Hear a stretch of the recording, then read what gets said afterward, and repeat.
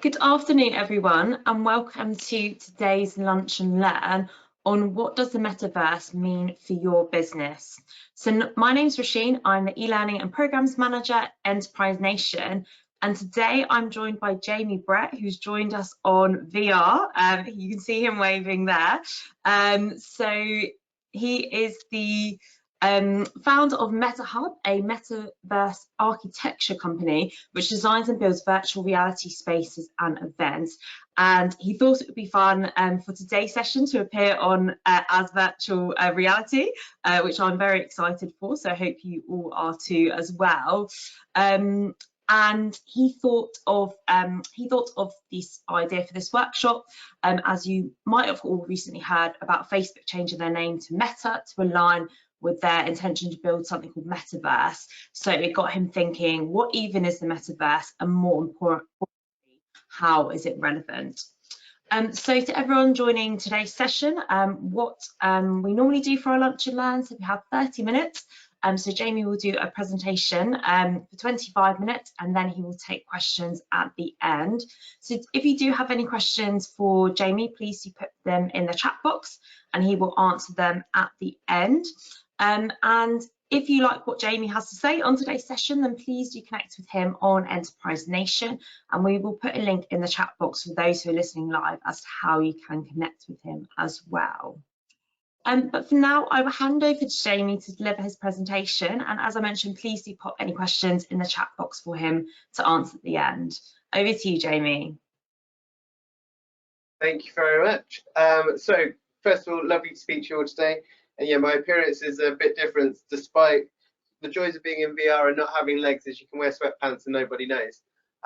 So what we've got is a bit of a presentation today around what the metaverse is and what it could mean for businesses. And I suppose a little bit starting off with the history of the metaverse, where it's kind of come from, and then thinking about some of the applications that are there.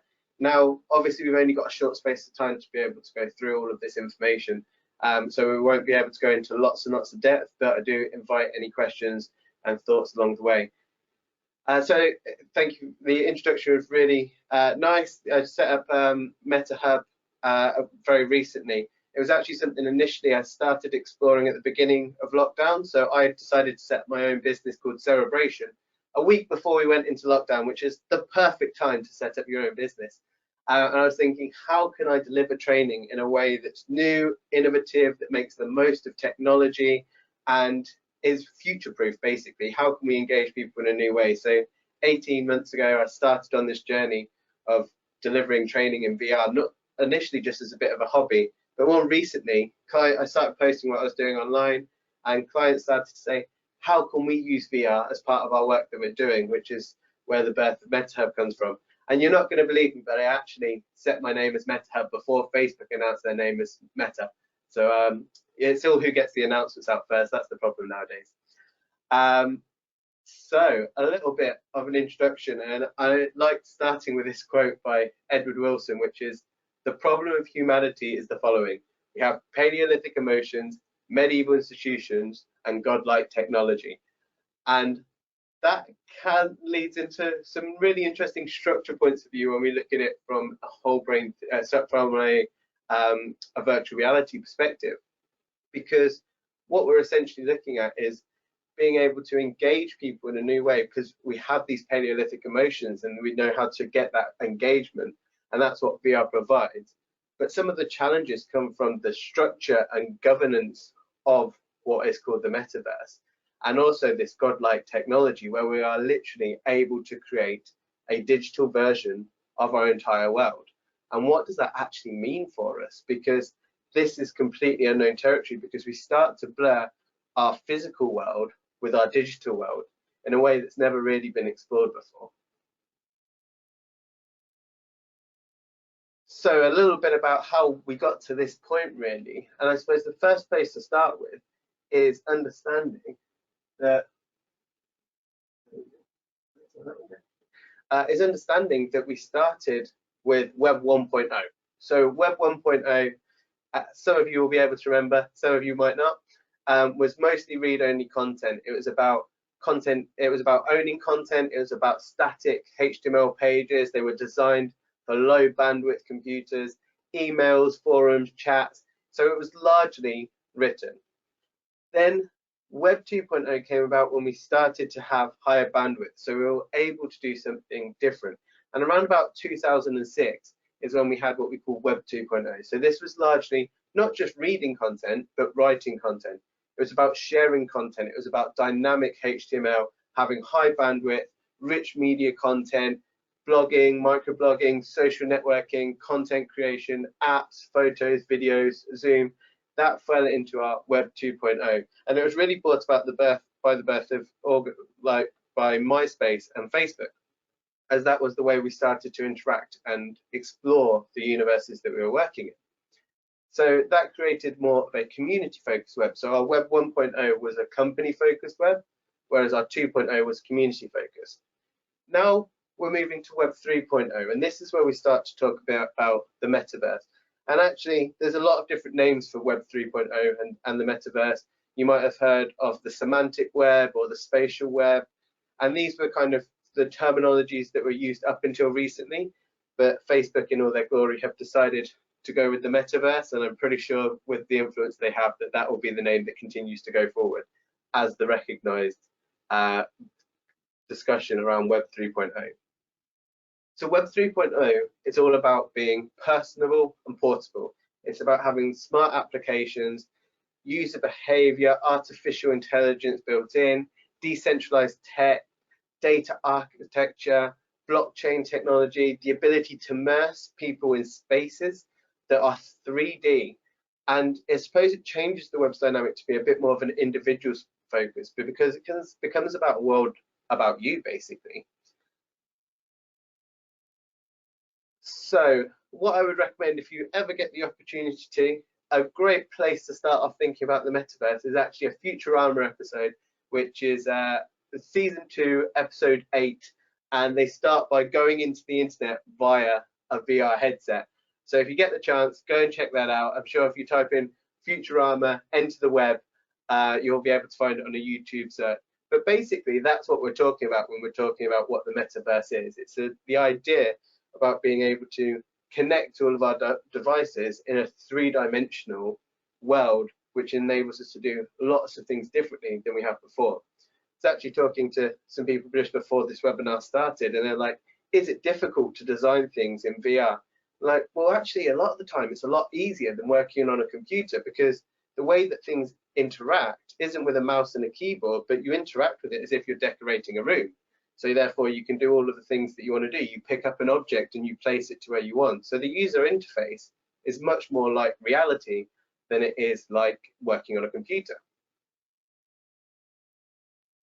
So I'm going to import an image now to give you a bit of a visual demonstration.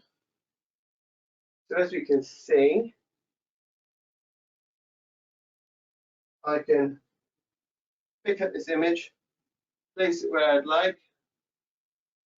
and this one gives us a bit of an idea of the changing in dimensions that we have. I'm going a little bit outside my zone here. There we go. What I can't do is punch through the wall that's in front of me. Okay. So this gives us an idea of the World Wide Web versus the spatial web. So the websites where we're looking at the World Wide Web were websites linked together. And now we're starting to look at what we call the spatial web, or the metaverse, which is linking people, spaces, assets, and links all together. So this enables us to do some incredible things. It allows us to basically improve, augment, and enhance almost every facet of existence. Our education system, our creativity, our healthcare, our business, our legal systems, our politics, our ecologies can all be modified in a digital way. It has the potential to move us forward from a predominantly egocentric and ethnocentric concerns to world-centric ones with more holistic and equitable and inclusive approaches. However, I caveat that with it also has the potential to have the complete opposite happen. The term metaverse is an interesting one to have gone from a Facebook point of view, because it was actually coined from a book called Snow Crash by Neil Stevenson. And in the novel, people use digital avatars of themselves to explore an online world, often as a way of escaping the dystopian reality. It turns into in the book that the place is governed by corporate franchises, and new inequalities such as access to technology or how long you've been in the metaverse combine with pre-existing inequalities to magnify those inequalities. A really good example of this is Google ran a campaign back in 2015 called Web for Everyone, which is true in some aspects. If you've got access to a device, the internet, digital skills to be able to use it, you do have access to the web, and it is for everyone. But if you don't have access to those things, you don't have access to the web. And that creates inequalities in itself. And the best way to think about this is a toll gate with many barriers. Those who get caught early on in the toll gates might not have access to further on down the road. So it creates a bigger gap, and you become further disenfranchised along the way. So it combines with our existing inequalities that are there. Additionally, one thing that's really worth noting at the moment, particularly when we talk about the metaverse, is it is still largely conceptual. And despite lots of promise over the last few years, the technologies that we're using were actually invented over a decade ago. They have quite a lot of significant limitations in the physical world, and it's still an incredibly transitional technology. What I mean by that is the digital space that we're working in, being able to look through basically a screen that's in front of us that can capture our hands and our motion, is actually not that good. We've been able to do very similar things for a long time, but now we're starting to adapt those technologies to be able to be applicable for the web, for being able to connect us all together in the same space. So we're kind of at what I would consider to be the third stage of our journey in digital. So our first stage was physical. We used to, have books, libraries. That's where we kept all of our data. Then our second stage was we had a physical version, but we also had a digital version. So we were able to go and see things on the web. Then our digital and our physical versions kind of got merged together, which created a situation where we're in Web 2.0 at the moment, and we're at the end of that Web 2.0, where we have physical versions and digital versions, but they're kind of interchangeable. Whereas the fourth stage of where we're moving to is digital and physical essentially being overlapped on top of each other.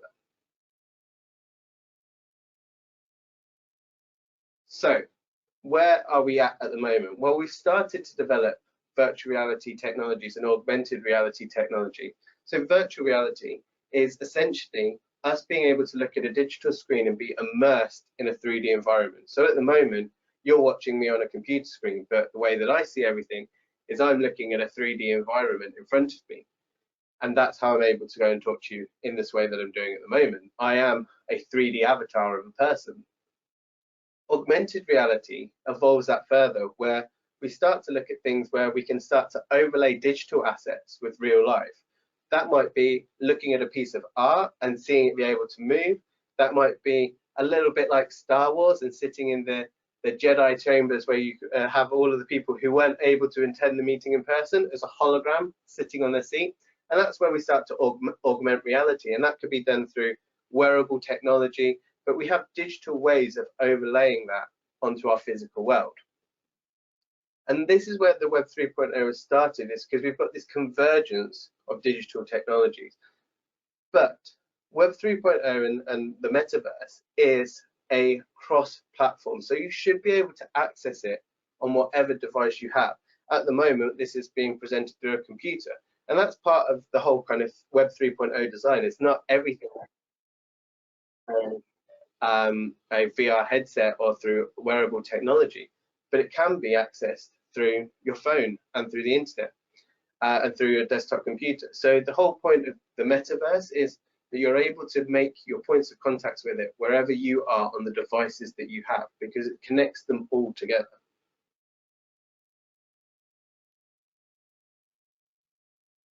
Now, you might have heard quite a lot recently about NFTs, which are non-fungible tokens. And basically, this is because up until this point, every time you've uploaded content on the internet, It's become the property of the company that you've uploaded it to. So if you think about Facebook and uploading a photo to Facebook, what's actually happened is you've given that content over to Facebook, and they technically have ownership rights over that content. Whereas when we start to look at Web 3.0, we start to create ways that are about trust and verification. And that becomes a situation where you own your digital items, not the platforms that you work on. It's about being able to transfer all of those digital assets into a way that you might not have ever had access to them before, and to be able to prove that they're yours, and to be able to take them across different softwares, different devices, to own what you've got. The other situation with Web 3.0 is, having had the last few decades of the internet, we're now in a situation where we realize how much we need to build privacy and safety into the technology from day one. And that will be a big part of the development of the metaverse. So what does this mean for small businesses? Look at time, here we go. So when we're looking for small businesses, some of the really important aspects to think about when we start to think about Web 2.0 is how much more engaging content is. Research shows that participants have a 27% higher emotional reaction to virtual reality content in comparison to 2D content. That's a huge amount when we're thinking about engaging learners or engaging our audience and our Paleolithic emotions and how that connects us to it. It means that we're creating spaces that we can engage in longer. When we start to think about it, one of the things that I started doing when lockdown started was using VR as a fitness platform to practice boxing and stuff like that. And there's so much research around people when they're in a VR space and they're doing exercise, they exercise for longer and they exercise harder, but they don't feel the effects as much. So it doesn't feel like they've been exercising as long, because they've been engaging in the technology and the physical movement. It changes the dynamics of how we perceive how much work and how much physical exertion we're putting into it. So sports is a massive way that can be connected with VR. We can also start to think about how we're going to say bye to Zoom fatigue. Virtual reality content is engaged with for 34% longer than 2D and 16% longer than 360 degree on a flat surface. That is a huge amount of engagement for keeping people involved with your content and making sure that it's actually being absorbed. And of course we can, because we're in a situation where we can literally control every part of the environment. We can control the space, we can control the noises. When we start to think about potentially people with neurodivergencies and how they experience spaces, we could create educational environments that are very much tailored towards the individual. We also, particularly with the COP28 being on this week, it's a much more environmentally friendly way of being able to do things. So e-products consume on average 90% less energy and 85% less CO2 emissions per participant per meeting compared to in-person training. So the environmental benefit of having a digital world that we can operate in is absolutely massive.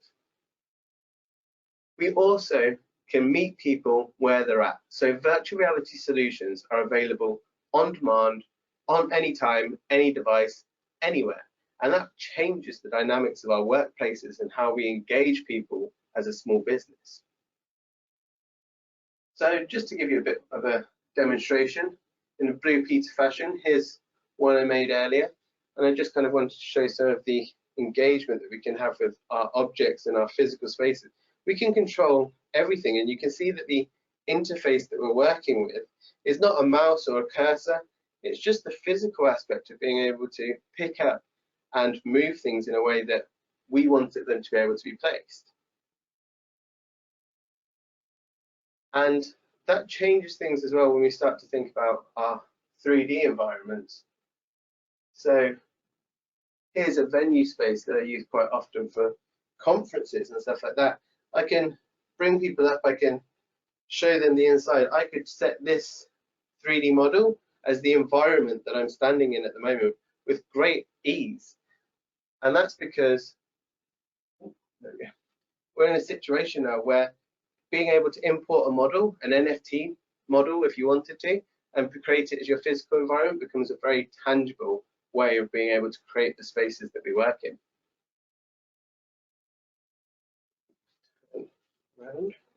Hi, Jamie. Can you hear me? Yeah, I can hear you. Oh, sorry. Just to check, the slides behind you say Jamie, Brett, and the MetaHub. They haven't been changing the background. Just checking. Are they supposed to be? No, I've delivered. I thought it would be too meta to go and put a PowerPoint deck in a virtual reality space and do them both together. All So just checking. I'll let you crack on. I thought I was gonna talk through. Yeah, there's nothing more meta than doing a PowerPoint in a VR space. So yeah, when we're looking at our VR spaces, we can start to create things in ways that are new environments that can be engaging and really interact with the people that we're working with. And that's where I've started off with MetaHub. Is the first projects that we're working on is designing a virtual reality conference at the moment, where people are able to go from all over the world into a virtual space and start to experience that space in a way that's engaging, that's immersive, that allows people to connect, to network, to socialize, to go to seminars, to ask questions to the presenters afterwards, where they're not having to look at a screen to be able to do that.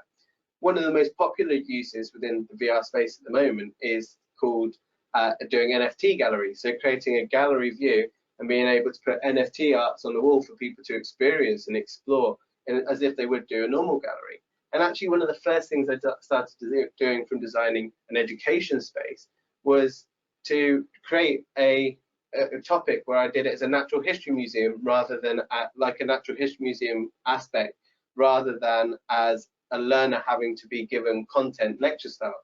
So in essence, what the learner could do was walk through the museum on the topic and explore all of the different assets in a way that worked for them and allowed them to do it at their own pace, in their own time, in their comfort of their own home. And this obviously has a massive impact when we start to look at remote work, because we can create digital offices where things are done in a very different way. So we can have, well, very different way, but very same way as well, where we can have meeting spaces, where we can work on designs together, where we can have those chance interactions that we've missed from being in the office, but being able to do it in a way that's still digital, that's still remote, and still connects people together. In fact, one of the aspects that I'm most keen on being able to do from a virtual reality perspective is looking at things like virtual reality onboarding. So can we use VR as a tool to be able to support people onto a new job or into a new organization? And that would be potentially even giving them a VR headset before their first day in the office, where they can do a tour of the office, where they can have their HR presentation. We could even be in a situation in the next few years where all the staff time that you spend on presentations at the beginning, we could turn them into AIs, and we could make sure that the majority of questions that people might ask within their onboarding training and stuff like that can be answered by an AI in a VR space. You could also do a hell of a lot of onboarding before someone's even started on their first day of work. And then this starts to change things from an education perspective as well, because when we start to look at education, we can really bring people together. So for example, I could create a VR classroom and I could be at Oxford or Cambridge, but I could have people from less developed countries who would never be able to access that kind of material otherwise, be able to join me in a VR space and be able to communicate as they would do with any other student within that room. That might be augmented, that might be virtual reality, but it's basically like being able to put people in the same spaces together.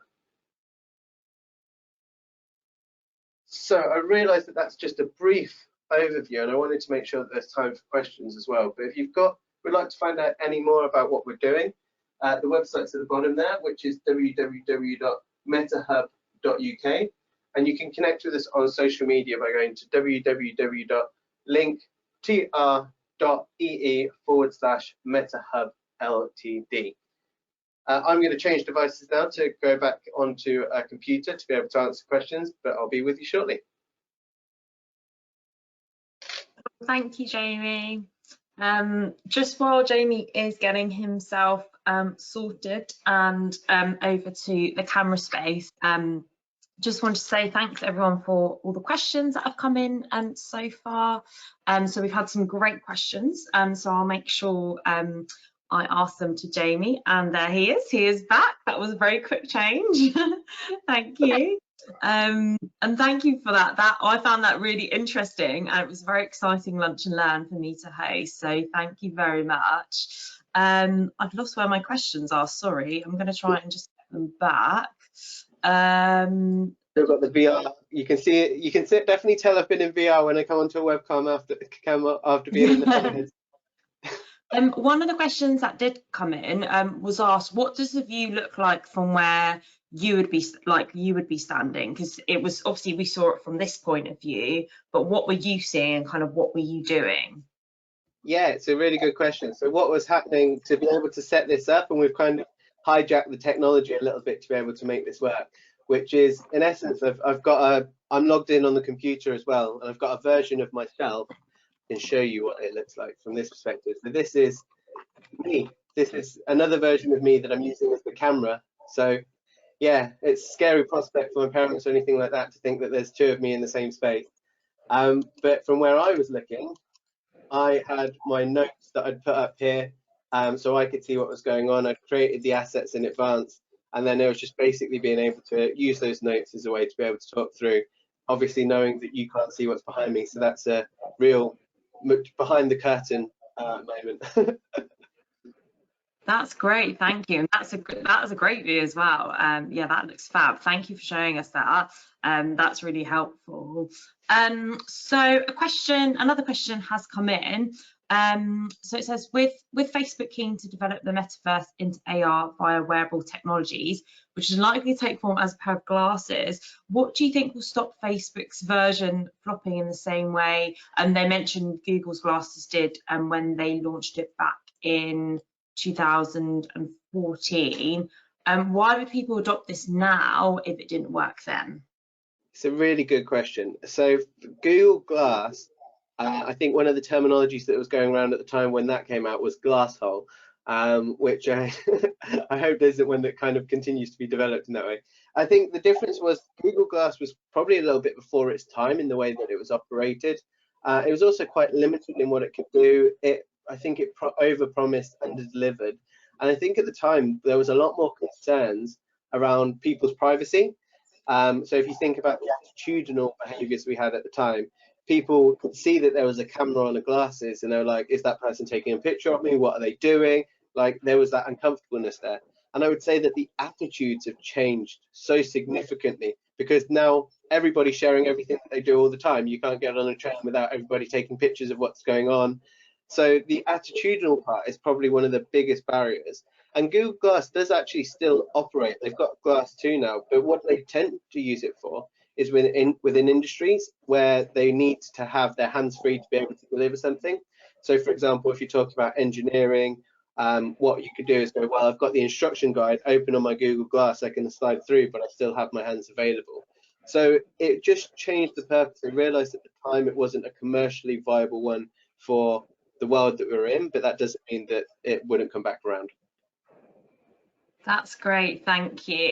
And I hope that helps to whoever asked that question as well. Your presentation just sparked a number of different responses. So I'm just going to read them out to you now, just so I know I've shared them with you. So someone says, hi Jamie, and they saw a couple of weeks back the first NFT digital house sold for 0.5 million. You can just imagine people paying a premium to access world-class space designed by the best designers. And I think that was related to obviously what you showed us today as well, which is great. Thank you for that comment. And someone else has said, Jamie, that has blown my tiny mind somewhat. Thank you. Definitely agree with AR being a more engaging way to present. And yes, I 100% agree with that comment as well. So we've been running virtual lunch and learns, and we launched lunch and learns during lockdown, during the first lockdown last year. And I think this has actually been a very engaging way to deliver a presentation in a very different way for me in terms of hosting a presentation as well. So thank you very much, Jamie, for kind of bringing this presentation to life as well. And I'm just seeing if there's any other questions. Yes, someone else asked kind of what equipment you're wearing to Interactive Day and what else you can see, but you answered that, which is great.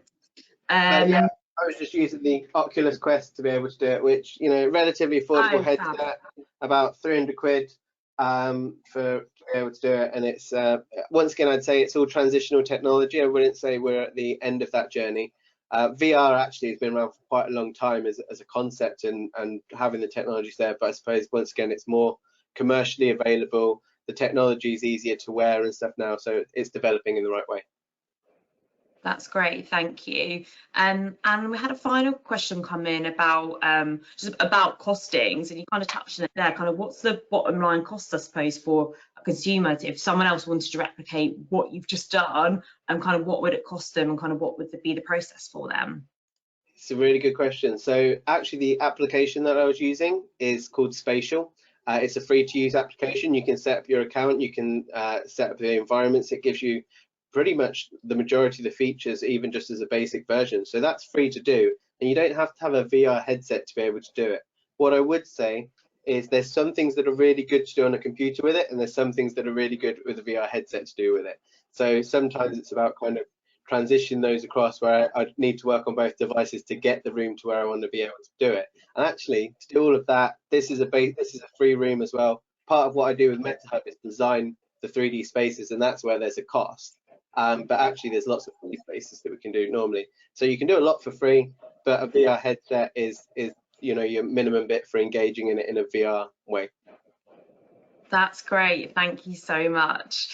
So we've come to the end of today's session, and I've gone through all the questions that have come in. So thank you to everyone listening in live for sending in those questions. That's great.